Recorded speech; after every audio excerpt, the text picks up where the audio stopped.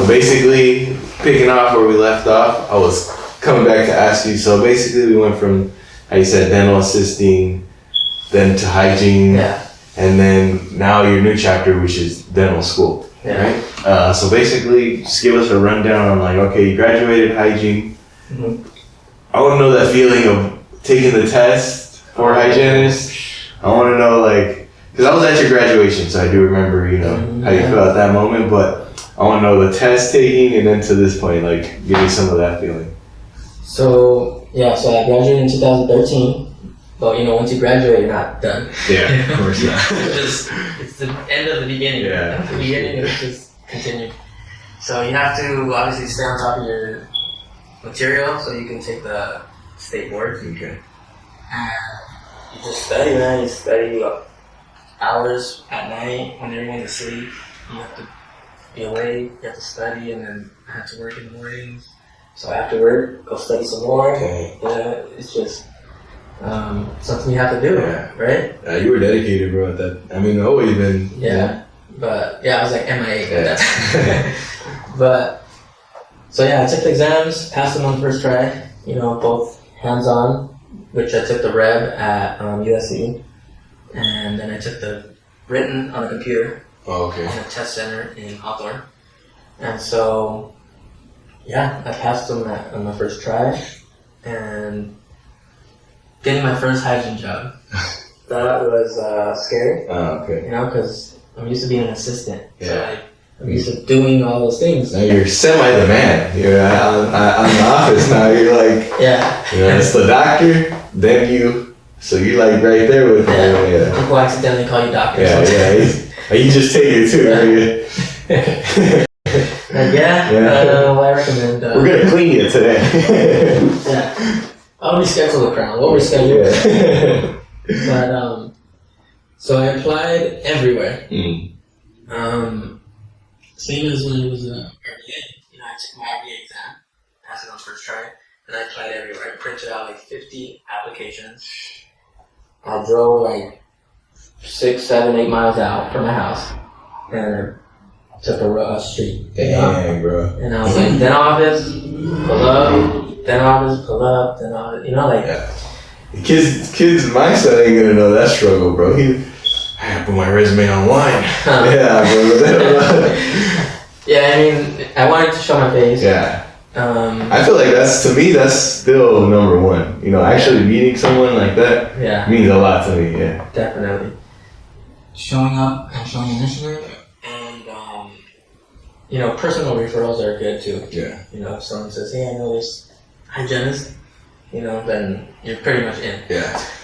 But, so I didn't have that at the time, and so I hustled, And so I also did online applications, of course, you got to use multiple resources. Yeah, for sure. Everything you can, call people you know and stuff.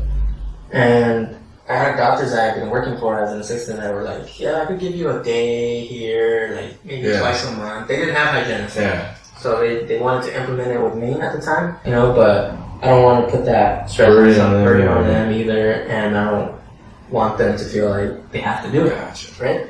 And so I was like, I have to do this. And so I just dropped them off everywhere, and I got a phone call from a lady, and she's like, she was an office manager.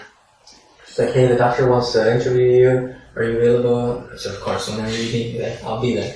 She's like, well, right now it's 3 days a week, and it's a new office, and it can grow to 4 or 5 days. Wow. And so, I did the interview.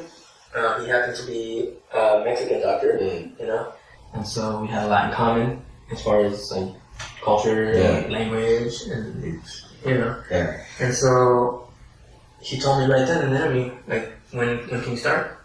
And so I was like, whenever you need me. I know, blow up. Like, do you have a mask? Yeah. I brought my lab coat with me, And so I started the next week or whatever, and it was 3 days a week, brand new office. And the office blew up, So he had a really good marketing team, which is that's key to an office, right?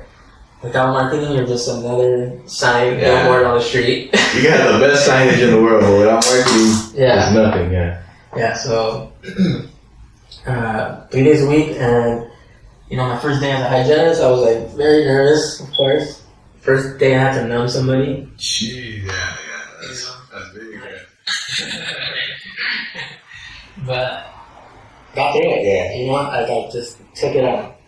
And this office, it grew so fast that, faster than I would have wanted it to be honest. It outgrew you. It outgrew me. I was doing 10, 12 cleans a day. Including deep cleans, where I had to numb the half mouth and you have to give instructions. You have to do so much, right? And 10 or 12 a day. It's physical for sure. Yeah. And so we soon got the doctor told me, hey, can you find a hygienist to help you on Saturdays, busiest day. And so we interviewed a few people, had working interviews, and then that's where I met my friend Derek, and he started working with us. He was kind of a recent grad, and he was positive, and he had very good people. He was caring. Gotcha. Yeah, he is. It wasn't some that are just I just want to make this much to do. Yeah. Is the schedule dead? Yes. Yeah. No, he was He actually cared. Yeah. Yeah, he was I would like a regular full schedule. Obviously not overworked. Yeah. But Little. So from there, we became really good friends, and we're still good friends today. And so I worked with the doctor for 3 years, and we had Sundays and Mondays off. And I ran into someone that I had met as an assistant. She was a dental supply company rep for a major supply company. And I ran into her, and she was like, hey, I know a doctor that, she's like, you're done already? Because she was one of the people that I asked, hey, do you think hygiene is a good career? And she goes to offices no one else, right? So she was like, oh my gosh, Alex, do it. Yeah. Do it. And so she's one of the reasons why I did it too, because she knows the inside, yeah. She knows the field. And so she's like, oh my gosh, you're done already? I was like, I did that number. Yeah. And so she's like, all right, well, I have this doctor that wants Mondays. And so I was like, okay, I'm off Mondays, so let's do it 6 days a week. So I'm grinding 6 days a week, saving up. Physical work, bro. Physical work. Obviously, you start getting pain and stuff. Make a video about that too, about my neck pain that I dealt with, how I dealt with it, and now I'm good. But so I started working with this doctor on Mondays, 6 days a week, saving up, paying my loans. My loans were 10-year to pay off. 3 years in, done. That's you, bro. I don't want to live with that debt. And so during this time as a hygienist too, I aspired to be a dentist. I want to do what they're doing. Yeah. I want to not only do a cleaning, but if I find a cavity, I want to tell my patient, my friend, my family, hey, let's do that filling right now. Right? Let's just do it. But I can't do that as a hygienist. Yeah. And so I was like, I just need to. Right? And so when I became a hygienist, I started taking college courses to be a dentist too. So I was working 6 days a week, taking college courses at the University of Dominguez Hills. Online or in person? Night school type situation? Mornings. Okay. The 5-day office, they open that from 12 to 9. Jeez. Yeah. So I would get that first science with lab right after. So 7 a.m. class to 8:30, and then labs at 9 to 11, and then boom, book it to work. And my day would end at 9 p.m. after 10, 12 feet. So I did that for, working 3 years there. In 3 years, I managed to, so now it's 2016, I managed to finish my prerequisites for dental school. And online, I did a bachelor's for business. It was half online, half in person. Okay. So that really bro, that's a hell of a grind right there, right? And so I was working for the doctor on Mondays, and she really liked how I worked, We had the same views as far as patient quality, patient service, treatment, things like that. So she wanted me full on. And so, we negotiated for me to quit my 5-day, my 6-day a week thing for just 5. But I knew that in her office I was going to learn more as far as technology, patient service, running a business, a dental business, because she was very transparent in her like meetings. Like we talked about the numbers, we talked about special cases that came in and how we handled it, how we should handle it. And I remember that conversation too. Yeah. And you're telling me, oh, I don't know which one I should choose. Yeah. So I just knew it. Yeah, gut feeling, you probably knew that was the right choice, right? Yeah. Like, why would you mess up something that's going so good? That's working, yeah. For something unknown. Something unknown. Like, what if her office doesn't pick up 5 days a week? Yeah. But thanks to her husband, which he does the business side of it, so she can focus on dentistry. Mm-hmm. He reassured me that, we're ready for this. We're ready for 5 days a week, and you're the person that we want. Wow. So with that, I felt reassured that 2 people telling me that it's time. Yeah. And so I told my other boss, it's time for me to pack it up. That probably didn't go too well. Yeah, right. He wasn't happy. I told Derek he wasn't happy, but he was excited. Yeah. He told me, bro, do it. Like you're here, we're doing so much. It's time for you to like level up into an office that's more like quality. Yeah. Started working with the doctor for 5 days a week, and slowly but surely, the schedule started filling up. Patients started getting to know me, and I'm here to see Alex. Yeah, it became a really good thing, And so, 2017, I applied for my first dental school cycle. There's so much you have to do to prepare for dental school. You have to take the courses. You should do volunteering. So I was doing some volunteering on Tuesdays, which was my only day off at that time. I was volunteering at Ronald McDonald House in Long Beach. It's like a hotel where families can stay if your child is in the hospital, but you live far away. So like if your child is getting chemo treatment, but you live like 2 hours away, you have to pay for a hotel and stuff. They house you, they feed you. That's nice. It's like a really, really good charity, and anybody that wants to volunteer can find their local one and volunteer. Okay. So we'll look into that, man. Yeah, dude, it's good, and you meet so many people along there. It's just great. There's people from Australia. There's people from East Coast. There's people from Canada that came to the hospital in the area, and their kids were getting treatment. So it's just like they're so thankful. And so you have to do volunteering. You have to do good in your classes, of course. Get good grades. You have to get letters of recommendation. You have to write a personal statement. And you have to compile all this and put it online to the application program. And you have to take what's called a DAT, Dental Admissions Test. Okay. Which is, to date, the hardest test that I ever took. The hardest test I ever took. Some people breeze through it and, they get, like, really good. Yeah. My first time, I didn't do so good. I had so much going on. Yeah, of course, yeah. So 6 days, all this stuff. How can I truly expect to, like, do miraculous, on the test? Yeah, so unfortunately I had already applied to 13 schools within the system.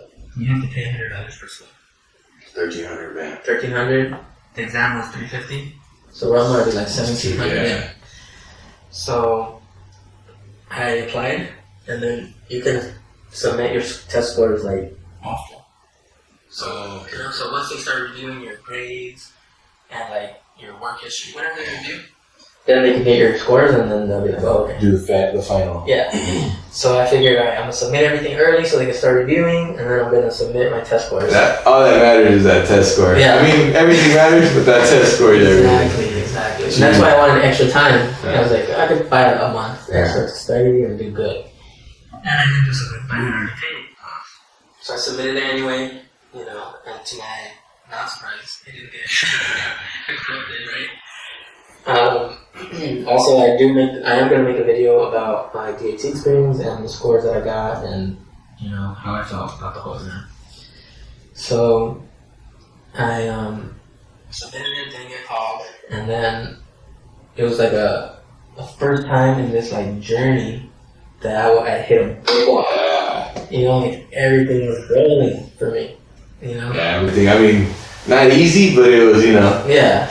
Like everything you put your foot on is gonna basically succeed, you know. But that's the first time, bam, like you said. With that idea, as you said, like you don't need to be a MBA style, a doctor.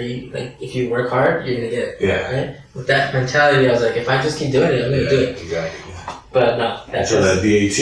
That test score like really just demolishes you.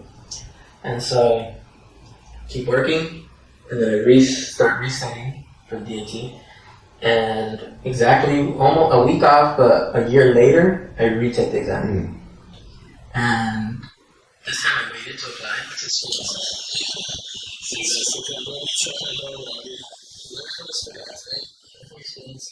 Lose a lot of money. 1750. And so I had already chosen the schools, everything. So I retook the exam and I did much better. And so I did much better, but still I wasn't like at the level where you're like, that guy's gonna get in. No, it was still like a 50-50 at that point, and it was stressful. You know, like this whole thing is stressful. And so so I waited, and then I get an email, Mama Linda, right? We would like you to come in to discuss, your application and whatnot. Get there, like I talk to them and they can go. It's not an interview for the school, but they want to talk about my application. They noticed I have a lot of good qualities. Yeah. But they still think my DAT is not that good. Oh, okay. So I'm like, jeez. And they wanted me to do a 2-year master's program with them. That's gonna raise my chances of getting into their dental program. I've heard of those, yeah. So I'm thinking about another 40 grand. Another 40 grand, another 2 years of my life. I mean, I'm almost 30 at this point. I'm 28. And so I'm like, I don't know if I want to do that. I can maybe just stay as a hygienist, that's fine. Making okay. And start hustling, doing more entrepreneurial type of things, right? And so I go home disappointed because I thought I was in your dental school, right? That's cool. So basically, we were talking about, okay, so 2 year more with Loma Linda. Yeah. And then so you're like, you might get into dental school. Right? Like, dang, what do I need a master's in? Like, I don't know what type of science they were saying. So I was like, nah. But this cycle, I had found I knew about the school, for many years, at least 5 years. I knew doctors that were going to this other school that's outside of the United States and coming back, dentists, right? Taking the board, the same board that everybody else takes, and passing it, and just working, right? So I looked into that school when I applied for these schools again. So second time around, I applied to 14 schools actually, including that one. And I got an email from them, and it said, we want to interview you. By this time it was like December, and they wanted me to come in January. And so I was like, holy crap. Overnight, Overnight again, Life choices. Yeah. If you go for the interview, then you're thinking, if I get in, I'm going to do it. It's a domino. Like, you don't just say oh, I got an interview and then you're like, if I go and they're trying to sell me another master's class, then so nah, just kidding. If I go, then I'm probably gonna do it. Yeah. And we're talking a school in Mexico. Yeah. Which is like a 4-hour flight. Yeah. And so I decide to go. Obviously I talk to my support group. Yeah. Talk to my mother, talk to you, talk to my other friends, and they all say why not? Dude, it's a freaking. What do you have to lose at this great point? Experience. And Mexico. I'm like, wow, I'm gonna say goodbye to all my friends, my family, for 4 years. Geez, You're like, so what? When you come back, it's gonna be better. Yeah. Right. And so, that was 2018, the end of 2018, and the interview was in 2019, January of 2019, and so I went there with moderate expectations of the city and the school. And to my surprise, I mean, the school was like amazing. Yeah. I mean, I've seen pictures online. It looks like any other school that you would go to as a dentist. Yeah. It's like so like, I mean, it's a prestigious school in Mexico. Yeah, it is. Right? And that's the only dental program which is outside of U.S. boundaries that allows you to get a license within the United States. Is there one in Canada or not Canada? Canada and U.S. have like an agreement. Something like that? Yeah. So, I mean, Canada has so few dental schools that I know, isn't like Russia somewhere out there? There's one other one. Moldova. Yeah, Moldova, yeah.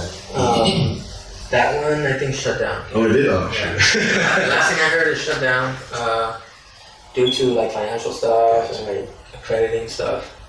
But this school in Mexico has kept its accreditation for the last 10 to 15 years. Oh, okay. So I did my research on school, and it said California Dental website says that it was accredited until 2026. So I would be completing the program within that time, or hopefully, and coming back to California, getting my license, practicing, and fulfilling my dream. Yeah. And so it's now 2020. Yeah. And I'm in my second semester. Right now we're on spring break due to we're on spring break, but due to the coronavirus, they went fully online, and so I was able to come home. I think we're gonna complete the semester here. I mean, online, so I'll be home. But I mean, my experience in Mexico has been just out of this world, amazing. Something that I would have never in my wildest dreams thought that I would be living in Mexico, renting an apartment in Mexico, meeting a bunch of people that I would have never met, instructors. School's in all Spanish, so like I'm learning in Spanish. I'm improving. I speak Spanish. Yeah. It's like still learning. So let's just wrap it up. So I'm learning Italian. Out there? Yeah, so we have foreign language as a requirement. So I'm learning Italian. It's just like I'm going out to sightseeing, learning about the history, and it's just like something I would never do. So this dental journey has taken me all over. Yeah. I mean, my boss that I work for, she's taking me to her family's house in the Philippines. She's taking me to conventions in Orlando, Florida, to Las Vegas. Now I'm in Mexico studying. Yeah. So it's just like really, I just feel like it's just part of my life. And wherever something calls, something feels right, then I'm gonna pursue it. Yeah. Good feeling. That's everything, you know what I mean? Yeah. For sure. So hopefully in how many years, 3.5? You'll be back home? I'll be back home. I'll be able to work with you again, and we can apply so much that we've been learning. It's gonna make our lives, not our lives, but our adventures so much bigger, and maybe less of a headache. And create generational stepping stones, you know what I mean? Yeah. Yeah, exactly. For your kids, for sure, like you said, first one in college that graduated. Yeah. You know what I mean? Now your kids are gonna have another level to reach, So that's at the end of the day. For sure. What it's for, Yep. Little Jay needs to stop looking at shoes. Looking at shoes and start looking into the careers. Yeah. Well, for sure. Yeah. Well, thanks for course, my boy. And James just wanted to take the opportunity to turn the camera on me and ask me questions about how I got into this and my journey into dentistry, why we're so passionate about it, and what the future holds for us. So we'll continue to interview like this and update, what we've been up to and how everything's going. So thanks for watching and have a good one.